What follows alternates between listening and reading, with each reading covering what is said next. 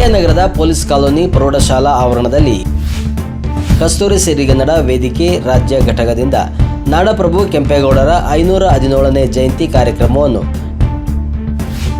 ಕಾಂಗ್ರೆಸ್ ಮುಖಂಡ ರಾಷ್ಟ್ರೀಯ ಬಸವದಳದ ಅಧ್ಯಕ್ಷ ವಕೀಲ ಎಂ ಗುರುಪ್ರಸಾದ್ ಸಸಿಗೆ ನೀರು ಹಾಕಿ ನಾಡಪ್ರಭು ಕೆಂಪೇಗೌಡರ ಭಾವಚಿತ್ರಕ್ಕೆ ಪುಷ್ಪಾರ್ಚನೆ ಮಾಡುವ ಮುಖಾಂತರ ಉದ್ಘಾಟಿಸಿದರು.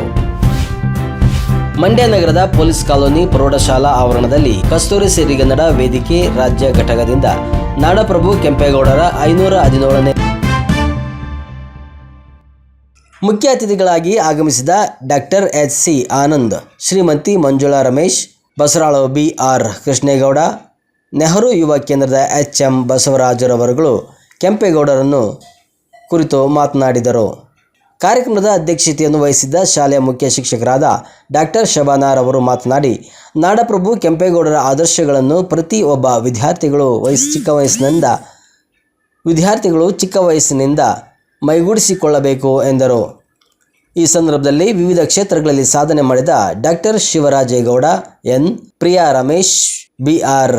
Kempegowda Kumar, Rajananda T, Venkatashetty H, G, Leelavathi, Gopal, Prema Madappa, Mysuru ರವರುಗಳನ್ನು ಕೆಂಪೇಗೌಡ ಪ್ರಶಸ್ತಿ ನೀಡಿ ವೇದಿಕೆಯಲ್ಲಿ ಗೌರವಿಸಲಾಯಿತು.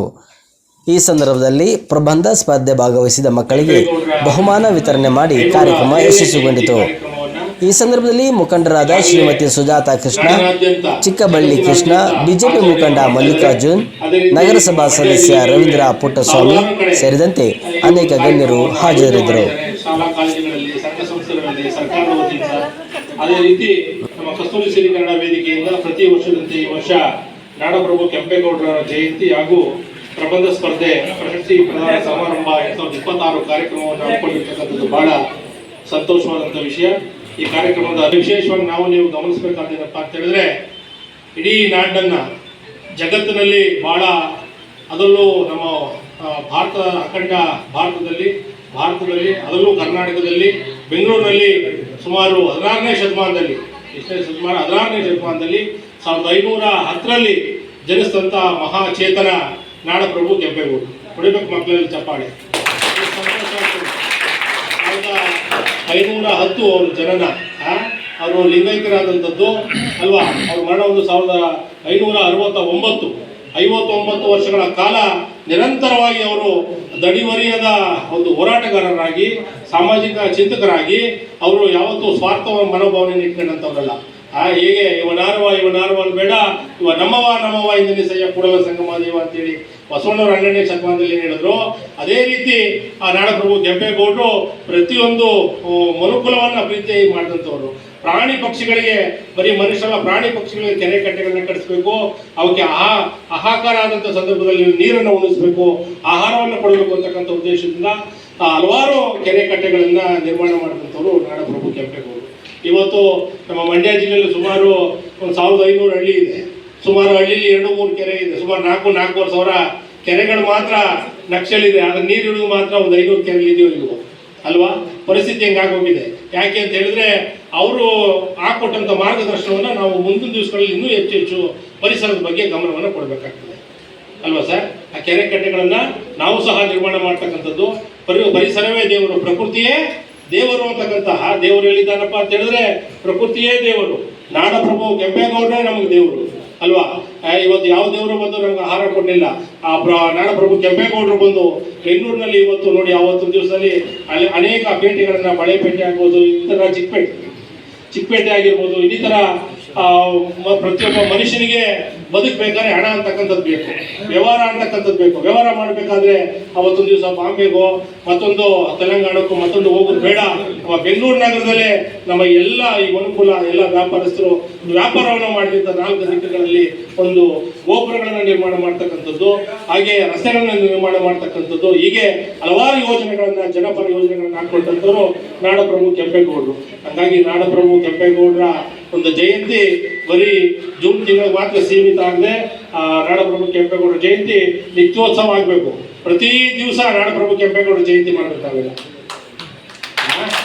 ನಾಡಪ್ರಭು ಕೆಂಪೇಗೌಡರ ಜಯಂತಿ ಬರೀ ಒಂದು ಸಂಘಟನೆ ಒಕ್ಕಲಿಗರ ವೇದಿಕೆಯಿಂದ ಮಾಡತಕ್ಕಂಥ ಗುರಿ ಅನ್ನೋದಿಲ್ಲ, ಎಲ್ಲ ಅನುಕೂಲ ಮಾಡಬೇಕು. ಇವತ್ತು ನಮಗೆ ಭಾಳ ಸಂತೋಷ ಆಗ್ತದೆ. ನಾಡಪ್ರಭು ಕೆಂಪೇಗೌಡರು ಭಾಳ ಮನುಕುಲದ ಉದ್ಧಾರಕರಾದಂಥವ್ರು. ಅವರು ಯಾವತ್ತೂ ಸಹ ಯಾವುದು ಜಾತಿ ಧರ್ಮದ ಬಗ್ಗೆ ಮಾತಾಡಿದಂಥವ್ರಲ್ಲ. ಹಾಗಾಗಿ ನಾಡಪ್ರಭು ಕೆಂಪೇಗೌಡರ ಆದರ್ಶಗಳನ್ನು ವಿದ್ಯಾರ್ಥಿಗಳು ತಾವೆಲ್ಲ ಮೈಗೂಡಿಸ್ಕೋಬೇಕು. ಏನಪ್ಪ, ಇದು ಎಷ್ಟನೇ ಜಯಂತಿ ಮಕ್ಕಳೇ?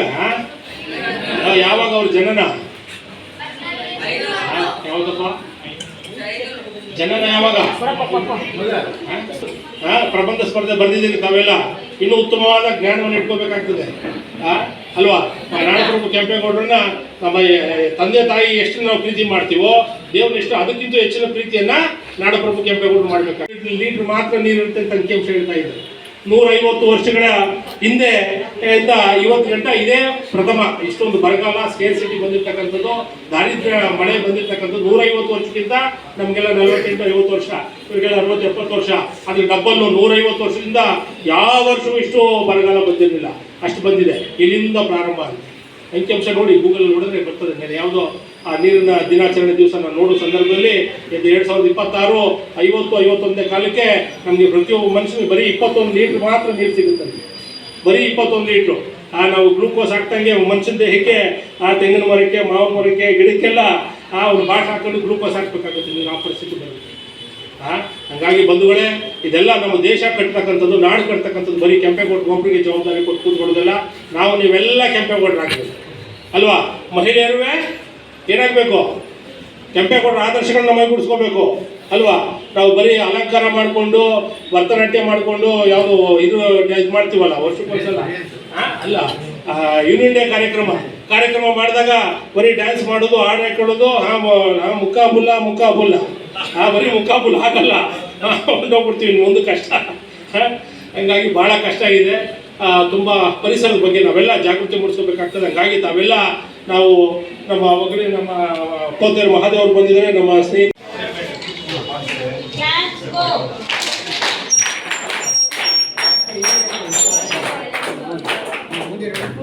Sir ready? ಹಾಂ, ಓಕೆ ಸರ್.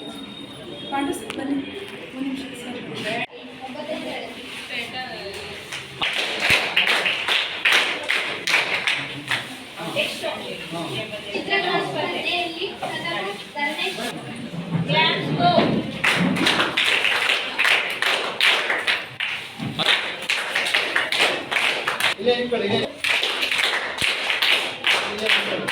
ಕ್ಲಾಸ್ ಗೋ.